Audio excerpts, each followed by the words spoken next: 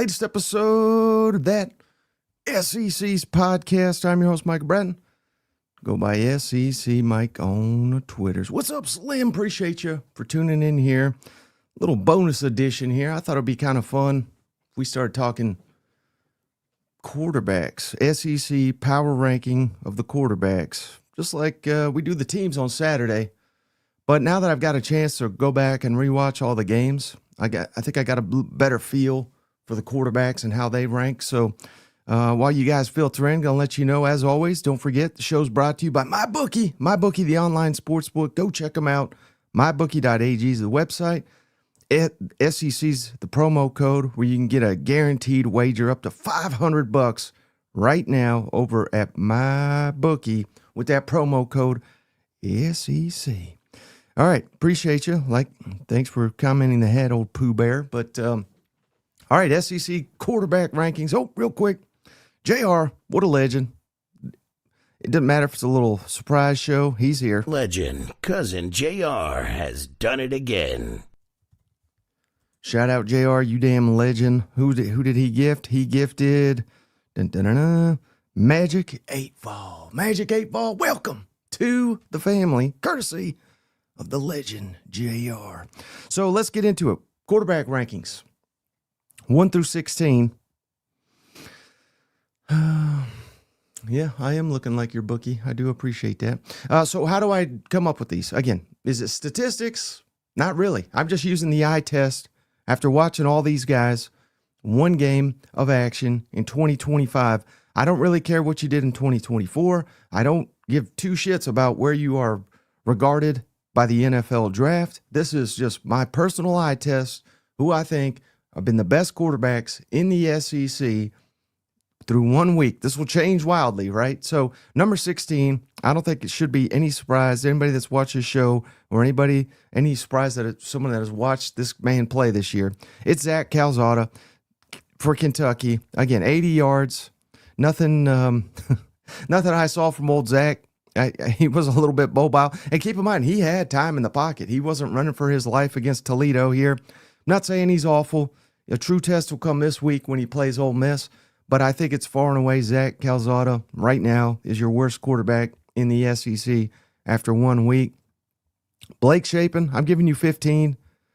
You know, he wasn't awful. Got the win. Nice touchdown. He had a couple touchdowns called back due to penalty. He did have the one interception. It looked like Jeff Lebby was really getting on his ass for throwing it. So, again, we'll learn a hell of a lot more about Blake Shapen this week. They really kind of relied on the ground game when they got in the red zone.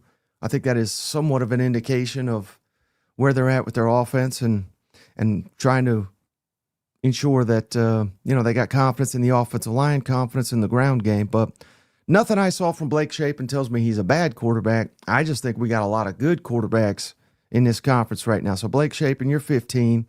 Number 14, this guy's catching a lot of hell. And he's going to catch hell on here, I guess. Give me Ty Simpson, number 14, quarterback in the quarterback rankings. So, yeah. Shout out, Moonshine. Hit that like button for Cousin Walmart loser Bama fans. I don't know that it helps Bama fans, but perhaps it will allow them to get some money so that they could get themselves a quarterback. Again, I don't think he was the problem. I don't think he was great. I don't think he was awful. He almost had, one of the worst turnovers in the SEC last week with his crazy decision. But again, this isn't all on Ty. If Ty can play to this level, they need the defense to be better. They need his receivers to be better. He'll move up this list. I don't think Ty Simpson's your problem, but I also don't think he was a solution on Saturday. So I got Ty Simpson, number 14. Number 13, lucky 13. If not for the hype, this man will probably be even lower. Give me Arch Manning. I don't know if he knows how to spell Heisman based on how I saw him perform against old Ohio State. He was rough. Now, will he get better this week? Certainly, against old San Jose, but I'm not basing this on recruiting. I'm not basing this on hype. I'm basing this on the quarterbacks we saw last weekend in the SEC, how they performed, and Arch Manning. I mean, I feel bad putting him this high. I don't know that he earns it. Again, he had about two or three really good throws in the game, and then he had about a dozen that were well off the mark. So Arch at 13, and if you disagree, I think you're just a homer, and maybe you're looking ahead to where he will be in a month. He'll be much higher on this list likely, but he hasn't earned it yet. So Arch, you're 13. 12, already seeing people get pissed off about this. I don't really get it. Marcel Reed, statistically, yeah, looks pretty good. Also led the team in rushing as well. But I don't know. Did you watch the game? Apparently Shane was catching a ton of shit for putting Marcel Reed low too, and that was their complaint. You didn't watch a game. Well, we watched the game. In fact, we rewatched the game, and what we saw was Marcel Reed was kind of all over the map. There was one throw. Anybody that missed it, you're not going to catch this on the highlight reels. He had Casey Concepcion wide open, literally for about, I don't think there was a player within 45 yards of Casey Concepcion, and Marcel Reed couldn't hit him. He overshot it. Now, am I sitting here saying Marcel Reed's awful? No. But his stats, they do look damn impressive, don't they? It's because Casey Concepcion, he may be the best receiver in this conference right now. He is that good. And Mario Craver, that might be the most underrated pickup out of the transfer portal all college football. I mean, he looked like $1 million too, and he was taking a lot of short passes and turning them into huge gains. So again, this is not me ripping apart Marcel Reed. I got him number 12. Statistically, looks great. But again, you were playing UTSA that had literally 0 returning starters. You should look great against an opponent of that caliber. I'm not trying to hate on the guy, but I think that the 11 guys ahead of him played better. So I don't know. We'll see what he looks like this week, but not completely sold on Marcel Reed. Not yet. Maybe, Billy Lucci yells at me, and then maybe I'll move him up the list. How about number 11? I think this guy surprised the hell out of me. Jackson Arnold, the Fig Newton out there, leads the SEC in rushing. So we do honor rankings, or excuse me, rushing rank in these rankings. So, yeah, you could say, well, he didn't throw the ball. Well, and that's not the sole job of the quarterback. Quarterback's sole job is to put the damn ball in the end zone and win the game. What did he do? He won the damn game. So Jackson Arnold, we got to see a lot more from him as a passer, yes. But as a runner, he was the catalyst in Auburn, winning by 2 touchdowns on the road.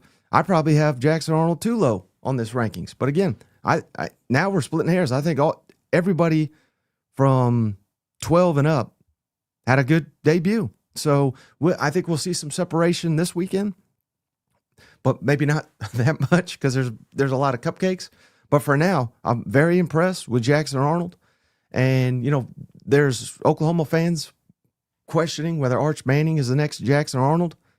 I think that's a compliment to Jackson Arnold because, hell, Jackson Arnold looks like a better quarterback than Arch Manning to me. So maybe one day Arch can become Jackson Arnold. He's not there yet. That's where I have him. All right, number 10. And I feel bad putting this guy this low because he looked like $1 million. Again, the competition was lacking, but Diego Pavia, superstar, he did whatever the hell he wanted against Charleston Southern. Again, this is probably one where most people did not watch the game. He had about 3 touchdowns called back due to penalties on his offensive line. So he probably should have had about 6-7 touchdowns in this game. He looked great. I have no knock on what Diego Pavia looked like in this game. You need to go check out, if you missed it, the touchdown pass he threw to Cedric Alexander, one-handed grab in the end zone. Aside from the guy from Florida who had maybe the catch of the year, Cedric Alexander's his catch and Diego Pavia, his placement on that football, nothing better in the SEC week 1 than that. So Diego moving up the list, love to see it. Number 9, I've been critical on this guy, so I'm trying to give him some love. Nothing he did was too bad. Give me old Gunner, number 9. I'd like to see that completion percentage a little bit better, but he got more comfortable as the game went along. He had a really, really good touchdown in the red zone to Landon, I think it was, in the back of the end zone. That's a much more difficult pass than I think people realize because the field is so condensed. So he scored 4 touchdowns in the opener. He I'm a little concerned, though. He's a smaller guy, and he takes some big shots. So I hope, Gunner, you protect yourself because Georgia's going to need you this year. You play like you did on Saturday. Georgia can win the SEC. They can win the national championship. So, Gunner, no knock on you. I'm putting you number 9. Number 8, Tennessee fans, and Shane is over the damn moon on Joey Aguilar, which I get it. Yeah, he looked good. I saw a lot of inaccuracy, though. A lot of inaccuracy, but he was accurate as hell on the deep ball. That's all we care about, right? No interceptions. Joey Aguilar, Josh Heupel, arguably, you could make the case, no better coaching job week 1 than what Josh Heupel did, getting this guy in late, making him look like $1 million. So very, very impressed with Joey Aguilar. Again, I'd like to see the accuracy cleaned up a little bit, and some of that is first game playing in this offense, first game with these receivers. But I'm also a big believer. Coach Leach, of course, we got his book right here.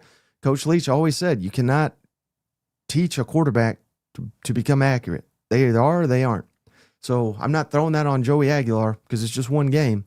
But for people that just think you just become accurate as the competition ramps up, as the season gets going, I'm not a huge believer in that. Neither is Coach Leach, and he knows more. He knew more about football than any of us combined. So number 7. Now this guy blew me away here. Again, we're getting into the cream of the cream. Should give you an indication of how many good quarterbacks there are in this conference. Give me number 7, Bo Pribula. What a star he looked like. Again, Central Arkansas, they suck. We know it. But he looked a lot better as a passer than I anticipated he would in the opener. We're going to learn a hell of a lot more about him this weekend going up against Kansas. But he looks like $1 million running the ball, and he looks even as good, if not better, throwing the football. So really blown away by Bo Pribula, number 7 in the rankings. He'll move up this list into the top 5 if he has a good performance against Kansas, because this is a high-pressure situation. So cannot wait to see old Bo get unleashed on Kansas. That should be fun. Number 6, DJ Lagway. Didn't play a ton, didn't even need him because they just slice and dice old Long Island iced tea. So, look like $1 million. Get in, get off, get out. That's what old DJ did, and glad to see that they didn't need him. I think he is poised for a huge, huge weekend here against South Florida. A lot of SEC fans are looking at South Florida as a potential upset bid. Shane and I will make our predictions here in a couple hours, but DJ Lagway's got a lot room to jump up his list. He looked like $1 million. Hell, I guess this guy is so good he didn't even need to practice. I was stupid for even suggesting that this young man needs to practice a game of football. I think maybe he's just the natural. They never need him in practice ever again. Shout out number 5, Garrett Nussmeier. This guy, statistically, pretty solid, arguably against the best defense any SEC quarterback saw over the weekend. So number 5, maybe even too low for old Garrett Nussmeier. And this was keep in mind the offensive line is still a work in progress. So imagine what he's going to look like against Louisiana Tech this weekend, and even Florida, which I'm very, very high on, playing Florida at home. I would much rather play Florida's defense at home than Clemson's defense on the road. So Nussmeier at number 5, I feel bad for putting him that low. He should probably be a little bit higher. But again, I love the quarterbacks we got in the SEC this week, or this season, excuse me. So number 4, man, I'm catching the fever here. They told me this guy was a superstar in the making. I thought it was all bullshit. It's not. Give me Austin Simmons. Oh, my goodness, this guy. I know he threw the 2 picks. One of them, he was getting hit. Again, I still probably shouldn't have, you're getting hit. You maybe don't throw it down the damn field to get intercepted. But aside from that, I mean, he looked as crisp as could be. He just looks, he looks so good. I'm probably reading way too much in a one damn game. But right, we saw him at Georgia, and he looked like $1 million for that drive as well. This guy looks like he could play in the NFL for like 15 years. Like, that's, again, I'm probably overreacting, but I think he's only like 19 or 20 years old still. I think he's 19. So Yeah, I mean, I could not have been more impressed. We'll learn a hell of a lot more about Austin Simmons this week going up against Kentucky on the road. I may have to eat my words. He may skyrocket down this list if he's got a bad game against Kentucky, but I get all the hype now, and I get why Ole Miss fans think that they can make the college football playoff with this guy as their quarterback. I'm starting to believe it. So give me Austin Simmons, number 4. Number 3, Taylon Green. He's everything we said he was. Leads the SEC in touchdown passes with 6. Again, I realize the competition sucked, but this is what you got to do. He just made it. It was like a grown man playing against children last week against Alabama A&M. Taylon Green is that guy. Cannot wait to see what he does against Arkansas State. I think he's going to have another epic performance. So Taylon Green, he's done nothing to downplay all the hype that we've given him this offseason. Love what I saw from him. He's number 3. Number 2, if you are not in on this guy yet, you're just a damn hater, and I got no respect for you because John Batir, oh my God. I get it if you didn't see it because I don't even know if they didn't put this on TV. It was ESPN Plus, but the guy looks he looks better than the hype. He raises the floor significantly for Oklahoma. Now, again, they were playing bullshit competition. I have no respect for Illinois State. Sooner fans have been reaching out saying, I don't think you're aware of what caliber FCS. I mean, they're one of the best in the FCS. Get the hell out of here. That's the weakest shit I've ever heard. We're going to find out more about John Mateer this weekend. Game of the week, in my opinion. Michigan coming to town. They do have a legit defense. I know I trash them all the time, but they do have a legit defense. And I think Oklahoma's at a major, major, major disadvantage. I don't care who they're getting back on their offensive line. Their offensive line against Michigan's front seven, John Mateer is going to have to win this damn game. And if he doesn't look good in this game, Oklahoma's not going to win it. I really don't think so. So it's on him, but he's my number 2 quarterback in the SEC, so he should get it done if he's that damn good. And then number 1, of course, Lenore Sellers. He looked like he is a superstar. I mean, he was putting the team on his back. I didn't think his offensive line looked good. I didn't think South Carolina's running game looked good, but it didn't damn matter because this guy is like a cheat code. And all the Cam Newton comparisons, I think, are legitimate. I think he's the most talented player in the country, and he's going to give South Carolina an opportunity to win every single damn game. And I didn't even think he played near to his capability, and yet he had about a handful of plays that I don't know that there's another player in this conference could make. He did it week 1 on the road. So I guess I don't know how good Virginia Tech is. We'll find out this weekend as they play Vanderbilt, a little bit more about them, but this wasn't Illinois State. This wasn't Central Arkansas. This wasn't, Long Island. This was Virginia Tech. They got money too. They got players too. So give me Sellers right now, number 1, and that's where we got him. Hey, shout out Quentin Cook became a member. Welcome to the family. We appreciate you, buddy. How about Mr. Price? I can't do this one. Pricely. Our Oklahoma Sewers finna have all y'all eating crickets after this weekend. Quiet as a damn church mouse. Boomer. I appreciate you, Mr. I don't know how to say your name, but hopefully you like John Mateer, number 2 in the power rankings. Cannot wait. This is the game I'm most excited about this weekend. Michigan coming to town. College game day coming to town. John Mateer. He's gonna show out this weekend. I really do think. I also think Tyler Adams. He's a hell of a cousin. Go Big Orange. He is a member. We appreciate you, buddy. Welcome to the family. So here, I'm going to upload it here. Here's my rankings. Let me know if they suck. Let me know if you agree. I'm sure you all disagree. So, again, recapping it.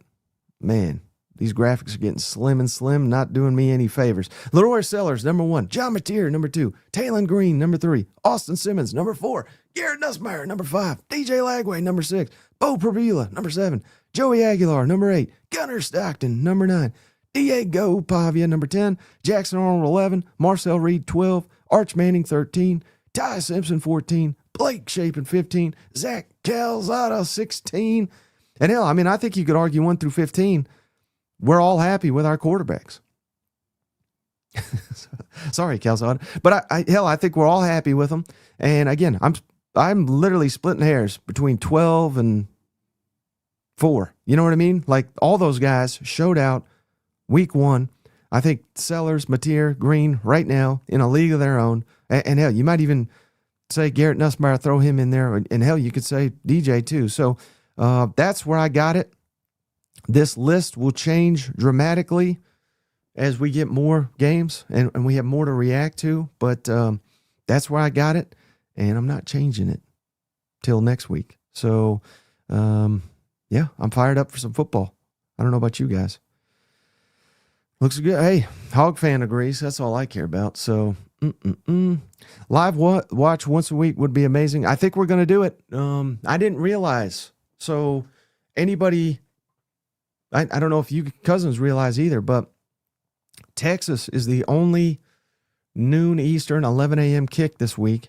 A&M, I believe, kicks off at 12:45 Eastern. So, there's only going to be one game in the early slot for at least 45 minutes. We're going to do a watch party for that. So it'll be technically for Texas and then A&M as well when they kick off. So we are going to go live. We're going to do a watch party. So come hang out if you're not going to be at a game. Again, how is Reed 12? Again, did you not hear anything I just said? I mean, he's missing guys wide open. His yardage is deceiving because his receivers were taking short passes and making them huge gains. It looked like they're forcing the issue with Marcel Reed. It's like, we've got to get this guy comfortable because they couldn't run the ball. And maybe they didn't try to. He also leads the team in rushing. You can't have your quarterback, when you have all your offensive line back and all your running backs back and the quarterback still leads you in rushing, that's not a good sign. I don't understand how that's not getting through to A&M fans, but he should not be leading the team in rushing. That's not sustainable. You're going to get him killed, first of all. And second of all, go watch the game. Watch Casey Concepcion open by literally 40 yards. There's not anyone in 40 yards from him. He couldn't hit him. He missed him. Literally, I could have made that throw. And I can't throw for shit. So that's troubling. Now, he had some balls that were amazing. Now, he had some nice passes. But guess what? We got other quarterbacks in this conference, too, that if their guy's wide open by 40 yards, they're going to hit him. So, yeah, I don't know. He's got to clean his shit up, I think. A&M's whole offensive operation I didn't think was overly impressive, aside from Casey Concepcion, Mario Craver. They look like $1 million. Again, give those receivers to any quarterback. They're going to have nice plays there, I think. Reed made it look too easy for you. Again, I don't know. Did you watch the game? I saw UTSA challenge A&M, and it was a 4-point game in the third quarter because of your quarterback in part. So, yeah, I mean, I call it like it is. And I'm one of the biggest A&M fans out there. And the guy's not overly impressive. Not week 1. Again, this is week 1. So, yeah, he's got to be better. He's got to be better. Any other questions aside from Marcel Reed, who, again, I'm picking the guy apart, but because we got some elite quarterbacks in this conference right now, and you got to do a hell of a lot better than putting on for UTSA, which featured a lot of special team. They scored on a punt return. They had great field position with kickoffs. Marcel Reed and A&M was set up to dominate UTSA, and they didn't do it. So that's where we're at with them. They got to look a hell of a lot better, I think. They were one of the more disappointing teams, I thought, in the SEC week 1.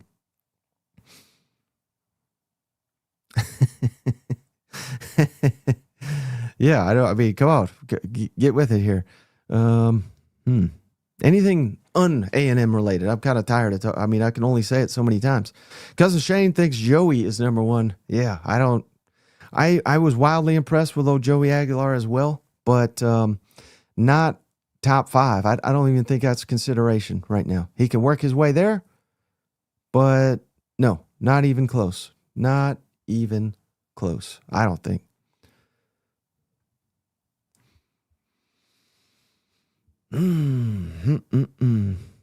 Sellers played a much better team than OU. That's true. That is very true. I just think the SEC is loaded with quarterbacks this week. Why do you have Sellers over Mateer when Mateer is leading for the Heisman? Well, we found out what happened to leader of the Heisman week 1. That don't mean shit. I don't know why anyone would reference that. And is John Mateer leading for the Heisman? I don't think that's accurate either. But even if it is, that literally means nothing to me. That's dog shit. That's the same as saying Texas is number 1, so we got to anoint their ass. They're the next Bama. I don't think you want to be the next Bama, but if we're going to anoint them that, sure, that's fine. Sellers is number 1 because he is just a transcendent player. I mean, he's amazing. I don't know how you watch him and don't see that, but I don't know. We'll learn more this week. Yeah, leave Cousin Shane alone. He can't take Mean Cousins and Cracker Brown. Yeah, and how about this? I don't know if, again, we have kind of talked about this damn schedule ad nauseum, but I did see this. This is insane to me. Florida's schedule, again, we've hit on it all off season, right? So we're aware, but after 1 week, it looks a hell of a lot more difficult. South Florida beat the shit out of Boise 34-7. LSU's number 3 now. Miami's number 5. Texas is 7. A&M's 19. Georgia is 4. Ole Miss is 20. Tennessee's 22. Florida State's 14. So even the teams on Florida's schedule where you were like, well, we should win that one, they looked good on week 1, like a Miami, like a Florida State, like a Tennessee. Buddy, Kent says Florida State didn't play anyone. That may be fair. But again, it's just 1 week, but suddenly all the teams they got to play seemingly looked a lot better after week 1. So that's wild. That is damn wild to me. Yeah, but it's wild. All right, hey, one other thing. Forgot to shout him out last time. Hey, if you're going to a game or you're considering it, maybe it's a little too pricey for you, which I certainly understand that. Head on over to SeatGeek.com or just download the app on your phone and use that promo code SEC10 to get 10% off your first order with SeatGeek. These damn ticket prices are out of control. You want to see one of these great quarterbacks like Lenore Sellers, John Mateer, Garrett Nussmeier, even Marcel Reed. I'll throw them into the mix to make those crybabies stop crying. Go to SeatGeek, use promo code SEC10, get 10% off your tickets. I think the tickets are on sale. They're in College Station after watching Marcel Reed for a week. But hey, that's all I got. We're going to be back later this evening, 7 o'clock Eastern, 6 Central, to make our predictions for all these games. Just thought it'd be fun to hop on here, talk some quarterback rankings. We're going to be doing this every week, and these will move a lot. There'll be a ton of movement, just like the power rankings, as we get more and more information. But that's all I got on this episode. I appreciate each and every one of you for hanging out. Hope to see you this evening. Until then, bye-bye. Hey, buddy, this beer's for you, Mike, and Cousin Shane. That SEC podcast loves the Pirate, and the Pirate loves that SEC podcast. Hail State.